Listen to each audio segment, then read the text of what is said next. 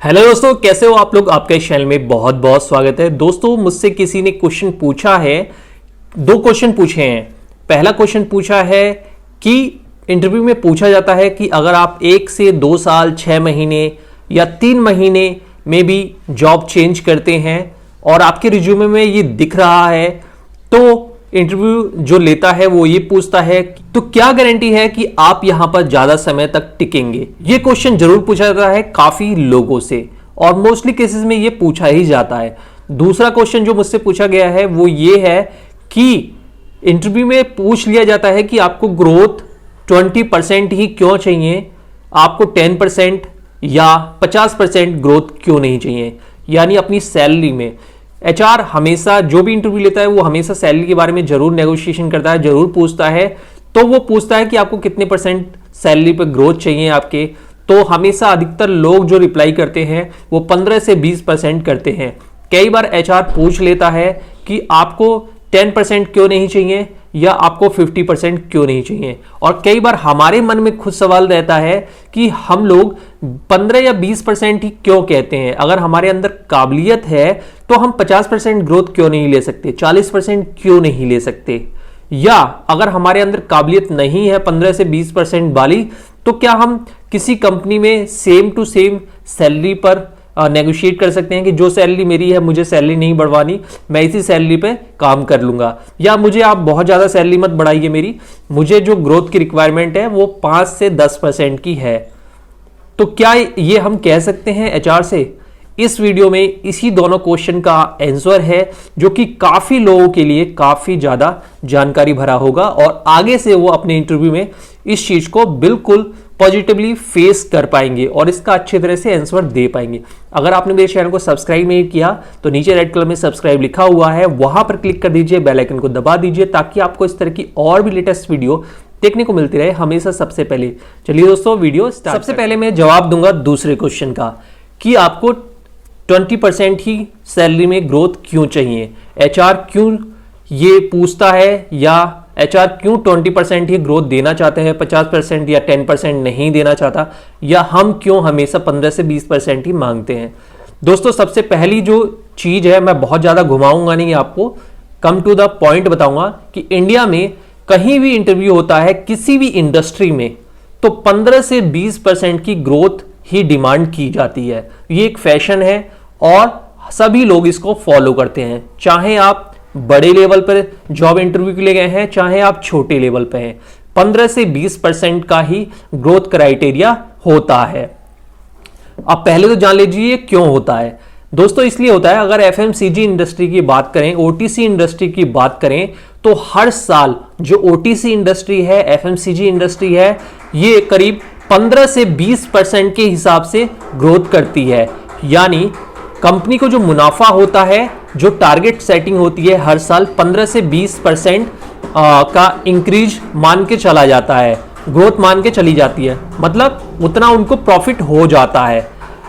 वो ग्रोथ हमेशा 30% लेके चलते हैं, 25 से 30% टारगेट का वो लेके चलते हैं, जिसमें से ग्रोथ निकल के आती है 15 से 20%। तो जो हमारी एफएमसीजी और ओटीसी इंडस्ट्री है वो 15 से 20% के हिसाब से ग्रोथ कर रही है, चाहे सेल में कह लो चाहे प्रॉफिट में कह लो। तो कंपनी को इतनी ग्रोथ तो आसानी से मिल जाती है और कई सारी कंपनियों को 25% भी ग्रोथ मिल जाती है, कई को 30 भी मिल जाती है। जो एवरेज है वो 15 से 20% ग्रोथ आसानी से कंपनी ले लेती है। उसके आधे एम्प्लॉय टारगेट पूरा करें और आधे एम्प्लॉय टारगेट ना भी पूरा करें तो भी आसानी से। अब सवाल आता है, जब वो इतना ग्रोथ कर लेते हैं तो उन्हें 15 से 20% ग्रोथ देने में कोई भी परेशानी नहीं होती, इसीलिए ज्यादातर ट्रेंड है। पहली चीज ये है। दूसरी चीज ये है कि कोई भी कंपनी 50% का ग्रोथ इतनी आसानी से नहीं देगी। अगर आपकी सेम पोस्ट है, सेम पोस्ट पे तो 50% की ग्रोथ मिलना नामुमकिन है। और अगर आपकी जो प्रोफाइल है उसको वो बढ़ती है, यानी अभी आप सेल्स ऑफिसर पे हो और पहली बार एएसएम की प्रोफाइल के लिए गए हो इंटरव्यू देने, तो आपकी 50% सैलरी भी नहीं बढ़ पाएगी। यहां पर जो एवरेज आता है वो 30 से 32% का आता है, यानी 25 से 30% का एवरेज आता है, सैलरी में ग्रोथ हो जाता है, क्योंकि सेल्स ऑफिसर से आप एएसएम जा रहे हैं। तो भी यहां पर कम से कम वही 30 और 32% का मान के चलते हैं, इसीलिए कोई भी 50% नहीं मांगता और कोई भी कंपनी आपको 50% नहीं देगी। दूसरी चीज ये है कि 10% ग्रोथ क्यों नहीं मांगना चाहिए, ठीक है। तो दोस्तों किसी भी कंपनी में 10% ग्रोथ तो बिल्कुल भी नहीं लेनी चाहिए, 10 to 15% ग्रोथ बिल्कुल भी नहीं लेनी चाहिए। हमेशा जो डिमांड की जाती है 15 से 20% की जाती है, क्योंकि कोई भी कंपनी अगर किसी भी कैंडिडेट को हायर करती है तो इंडिया में ये पहले से ही माइंडसेट है कि हमें किसी भी कैंडिडेट को जो उसकी सैलरी होगी 15 से 20% का ग्रोथ देना है। ज़्यादा से ज़्यादा अच्छा होगा तो 22% ग्रोथ दे देंगे, 24% दे देंगे उस प्रोफाइल के लिए। तो इसीलिए जो कम नहीं मांगना चाहिए, क्योंकि कंपनी तो सोच के बैठी है 15 से 20% ग्रोथ देगी और आप 10% मांगेंगे तो उसके लिए ज़्यादा अच्छा होगा। अगर आप एक अच्छे कैंडिडेट होंगे उसकी नज़र में तो उनके लिए मुनाफा है, लेकिन अगर आप कैंडिडेट बहुत अच्छे नहीं होंगे और उनके पास काफी सारे और भी कैंडिडेट इंटरव्यू देके गए हैं तो आपका जो इंटरव्यू है उसका एक नेगेटिव इंपैक्ट पड़ेगा। पहला इंपैक्ट ये पड़ेगा केवल 10% के लिए ये बंदा क्यों अपनी कंपनी को छोड़ रहा है, या आप सेम टू सेम सैलरी में भी जाएंगे तो भी वो इसको गर्ज मान के, मतलब एक जो हिंदी में समझाऊं, वो आपकी मजबूरी मानेंगे कि ये मजबूरी में क्यों जॉब चेंज कर रहा है, या तो इसके अंदर स्किल्स नहीं है, या इसको कंपनी से निकाला जा रहा है, या ये काम सही से नहीं कर पाता। तो इस तरह का नेगेटिव इंपैक्ट पड़ जाता है। इसीलिए जितने भी प्रोफेशनल है वो एक रूल फॉलो करते हैं कि 15 से 20% का ही ग्रोथ मान के चलते हैं। अब देखो आपके मांगने से कुछ नहीं होगा, क्योंकि एक्चुअल में जो ग्रोथ होती है वो 15 से 22% की मिल जाती है, क्योंकि सारी इंडस्ट्री और एफएमसीजी और ओटीसी मैंने बता ही दिया कि 15 से 20% की ग्रोथ उनको आसानी से मिल जाती है कंपनी का जो प्रॉफिट होता है। अब आते हैं एक दूसरे क्वेश्चन पे कि हम जो जॉब छोड़ते हैं 1 से 2 साल में, तो कोई भी कंपनी ये जरूर पूछती है कि क्या गारंटी है कि आप हमारे पास लंबे समय तक टिकोगे। इसके जवाब कई तरीके से दिए जाते हैं, कई तरीके से। यहां पर 3 तरीका जो है, जो मेरा एक्सपीरियंस है और जो मैंने लोगों का इंटरव्यू लिया है, वो 3 तरीके मोस्टली यूज होते हैं। पहला जो यूज होता है वो है स्टोरी बिल्डिंग। पहले से ही अगर आपको लग रहा है कि आपके रिज्यूमे में काफी सारी कंपनियां आ चुकी हैं और कम कम समय में आपने छोड़ा है, तो आपको एक स्टोरी बिल्डिंग करनी पड़ेगी, यानी एक कहानी बनानी पड़ेगी पहले से, और उस कहानी पर बार बार आपको शीशे के सामने बोल बोल के उस पर परफेक्ट होना होगा कि अगर इस कहानी पर मतलब कोई भी इंटरव्यू लेने वाला कोई कमेंट करता है तो उसका आप अच्छे से जवाब दे पाओ। उसके कम से कम 10-12 जवाब आप बना लो कि अगर वो ये पूछता है तो मैं उसको ये बताऊंगा, ये पूछता है तो मैं उसको ये बताऊंगा, और सारी चीज पॉजिटिव होनी चाहिए। ये जितनी भी तीनों ट्रिक्स हैं इसमें पॉजिटिव ही करना है। आपको कोई भी नेगेटिव कमेंट नहीं करना, या अपने को बेचारा नहीं दिखाना, या आपको ऐसा नहीं दिखाना कि आप दूसरी कंपनी का नुकसान करके आ रहे हैं, ठीक है। तो पॉजिटिव वाला ही है। तो पहला है स्टोरी बिल्डिंग। आपका रिज्यूमे जिस तरह का है, जिस तरह की कंपनियां हैं, आप उसके हिसाब से एक पॉजिटिव स्टोरी बना लीजिए अपने हिसाब से, कोई भी स्टोरी जो आपके रिज्यूमे पर परफेक्टली सेट हो रही है, ठीक है। और ये भी सोच लीजिए कि इस स्टोरी के ऊपर अगर कोई कमेंट करेगा, कोई कुछ पूछेगा इसमें से क्वेश्चन, तो आप उसका पॉजिटिव सही तरीके से जवाब दे पाएंगे तुरंत। ये नहीं कि हड़बड़ा जाएंगे, हड़बड़ा के या सोच के दे रहे हैं, ऐसा नहीं। तो स्टोरी बिल्डिंग कर लीजिए और उसके ऊपर काफी सारे क्वेश्चन बना लीजिए और उसका आंसर भी उसी तरह से रट लीजिए। पहला तो ये हो गया जैसा आपको सहूलियत हो। स्टोरी बिल्डिंग, स्टोरी बिल्डिंग में ऐसा भी हो सकता है जैसे कोरोना के टाइम पे काफी सारी जॉब गई हैं, काफी सारी लोगों कंपनियों ने निकाल भी दिया है, और कम से कम 1 साल 6 महीने तक जॉब नहीं मिली, 2-2 साल तक नहीं मिली, तो यहां पर एक स्टोरी बिल्डिंग हो सकती है। ये स्टोरी बिल्डिंग बिल्कुल सही बैठेगी और कोई भी कंपनी इस पर ट्रस्ट कर लेगी। आप कह सकते हैं कि कोरोना के टाइम में हमारी कंपनी का जो सेल था वो थोड़ा सा डाउन हो गया, क्योंकि डिस्ट्रीब्यूटर ने लेना बंद कर दिया। काफ़ी सारा हमारी जो सप्लाई चेन थी वो थोड़ी सी खराब हो चुकी थी, काफ़ी सारे एम्प्लॉय जानबूझ के जॉब छोड़ के चले गए थे कोरोना के डर से। इसलिए हमारा जो कंपनी का जो सप्लाई स्ट्रक्चर था और हमारे डिस्ट्रीब्यूटर ने कम सपोर्ट किया, इसकी वजह से कंपनी को काफ़ी लोगों को निकालना पड़ा। मेरे एरिया में भी ऐसा ही आ गया। लॉकडाउन के चलते हम लोग निकल नहीं पाते थे, इसलिए कंपनी ने इसलिए मुझे मजबूरी में कंपनी छोड़नी पड़ गई। ठीक है, और उसके बाद मैंने भी कोरोना के डर से कहीं भी जॉब नहीं सर्च की और अब मैं सर्च कर रहा हूं। तो ये एक स्टोरी बिल्डिंग हो गई। या आप दूसरा स्टोरी बिल्डिंग ये कह सकते हैं कि मेरे फैमिली में किसी को कोरोना हो गया या कुछ हो गया, उस पर मतलब स्टोरी बिल्डिंग आप किसी तरह से कर सकते हैं। तो मैं उनके ही देखभाल में रहा क्योंकि मैं ही सिंगल पर्सन हूं जो अपनी फैमिली को देखता हूं। तो इस तरह से एक स्टोरी बिल्डिंग हो सकती है जो समय के हिसाब से एचआर को सही लगेगी। तो इस तरह की कहानी बना सकते हैं और बहुत ही स्ट्रांगली बात करना है। आपको जो भी करना है पॉजिटिव करना है, स्ट्रांग, यानी आपको उसमें हड़बड़ाना नहीं है। दूसरी चीज ये होती है कि आपने जो जॉब छोड़ी है, आपके रिज्यूमे में जो जो जॉब छोड़ी है, कहीं आपने 3 महीने किया, 6 महीने किया, 1 साल किया, 2 साल किया, तो अगर उसमें पोजीशन का चेंज हो रहा है और जगह का चेंज हो रहा है तो ये आपके लिए पॉजिटिव है। आप इसको पॉजिटिवली बता सकते हैं। जैसे कि मेरा एक कैंडिडेट है, ठीक है, मैं एक एग्जांपल बता रहा हूं, रियल एग्जांपल, कि मेरा एक कैंडिडेट है, उसके रिज्यूमे में काफी सारी जॉब थी। अब उसने क्या करा कि पहले उसने सेल्स ऑफिसर किया यूपी में, ठीक है, फिर वो सेल्स ऑफिसर बन के गया दिल्ली में, मतलब 1-2 साल की जॉब में ही।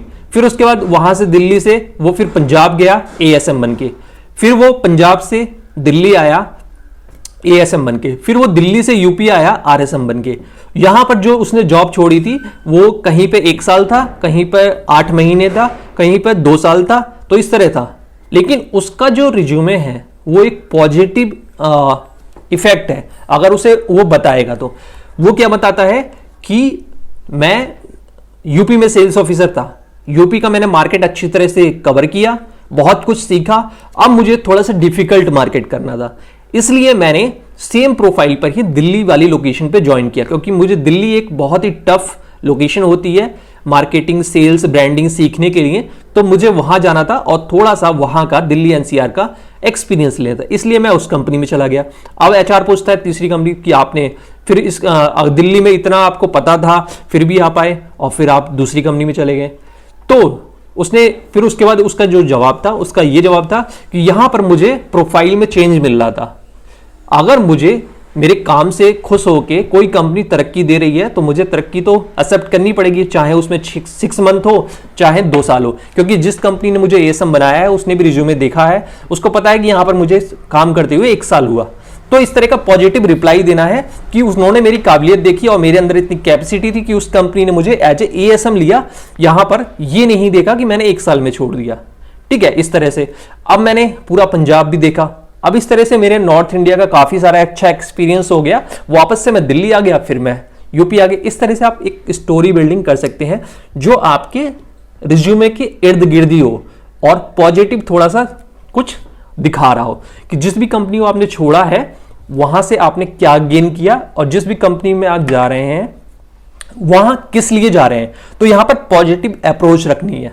ठीक है, अगर आप मान लो बिस्किट कंपनी में हैं सेल्स ऑफिसर और आप जाते हैं किसी अचार वाली कंपनी में, नीलॉन्स में जाते हैं मान लीजिए, तो कई बार नीलॉन्स में जाते हैं, ठीक है, और नीलॉन्स के बाद किसी और कंपनी में जाते हैं, मान लीजिए फिर बिस्किट कंपनी में ही आते हैं, तो वहां पर जो इंटरव्यू होगा वो पूछेगा कि आप बिस्किट कंपनी से अचार वाली कंपनी में क्यों चले गए।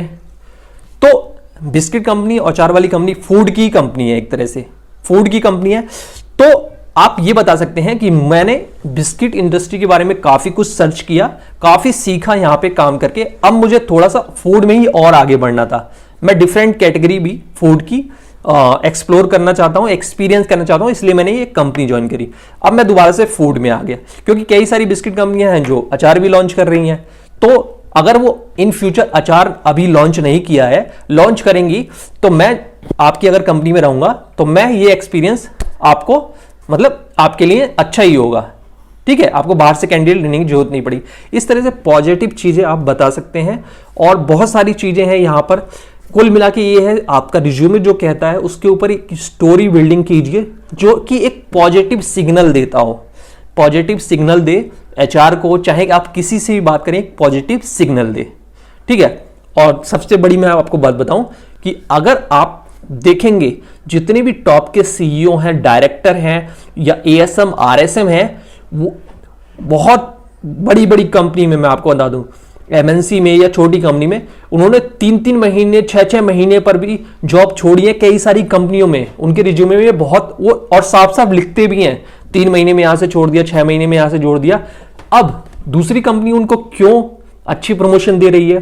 क्योंकि उन्होंने एक स्टोरी बिल्डिंग करी है और बताया है कि यहां पर जो छोड़ा मैंने किस लिए छोड़ा, सीखने के लिए। यहां पर आप एक चीज ध्यान दीजिए, कभी भी इंटरव्यू में बताइए, किसी भी कंपनी को आपने छोड़ा है और दूसरी कंपनी को पकड़ा है तो आप एक चीज पर फोकस करिए कि आपने स्किल्स बिल्डअप करने के लिए छोड़ा, एरिया और सीखने के लिए छोड़ा, ठीक है, और थोड़ा सा मतलब इस तरह से कुछ ना कुछ सीखने के लिए छोड़ा है, अपनी इंडस्ट्री से रिलेटेड कुछ ना कुछ सीखने के लिए, एक्सपेरिमेंट करने के लिए, एक्सपीरियंस के लिए। तो ये एक पॉजिटिव सिग्नल होता है कि इस बंदे में मतलब स्किल्स को सीखने का गट्स है। तो यहां पर एक स्टोरी बिल्डिंग कर सकते हैं और इस तरह से इन चीजों का जवाब दे सकते हैं। हर एक के रिज्यूमे के हिसाब से जवाब अलग अलग बनेगा, कोई एक सटीक जवाब नहीं होता है। आप देखिए कि आपके रिज्यूमे के हिसाब से क्या स्टोरी सही हो रही है। और इस बात का ध्यान रखिए कि स्टोरी हमेशा ऐसा नहीं होना चाहिए कि मेरे पिताजी बीमार पड़ गए, माताजी बीमार पड़ गई, इस तरह की नहीं होनी। कुछ पॉजिटिव हो उसमें, यानी आप कुछ सीखने के लिए छोड़ रहे हैं। जैसे कि अगर आप यूपी से दिल्ली जा रहे हैं तो आपने यूपी का एरिया देख लिया, एक्सपीरियंस कर लिया, आप थोड़ा सा और एरिया देखना चाहते हैं, दिल्ली की मार्केट देखना चाहते हैं, वहां के लोगों का किस तरह से वो खरीदते हैं, किस तरह से वहां सामान बिकता है, क्योंकि आगे जो आपका फ्यूचर गोल है वो है नॉर्थ इंडिया हैंडल करना। तो ये आपका उसी टारगेट का एक हिस्सा है। इस तरह से आप एचआर को बता सकते हैं कि धीरे धीरे मैं काफी सारा अगर मुझे काफी सारी नॉलेज मिल जाएगी तो मैं एक अच्छी प्रोफाइल के लिए एलिजिबल हो जाऊंगा। तो यहां पर एक पॉजिटिव सिग्नल देना है, ये नहीं बताना कि मेरे पिताजी बीमार पड़ गए थे या कोरोना आ गया था। कुछ चीजें हैं वो कहीं कहीं पर यूज कर सकते हैं, लेकिन मैक्सिमम आपको पॉजिटिव सिग्नल देना है, पॉजिटिव जवाब देना है, पॉजिटिव स्टोरी बतानी है। इस वीडियो में बस इतना ही। वीडियो अच्छा लगा है तो लाइक करिए, शेयर करिए और चैनल को जरूर सब्सक्राइब करें।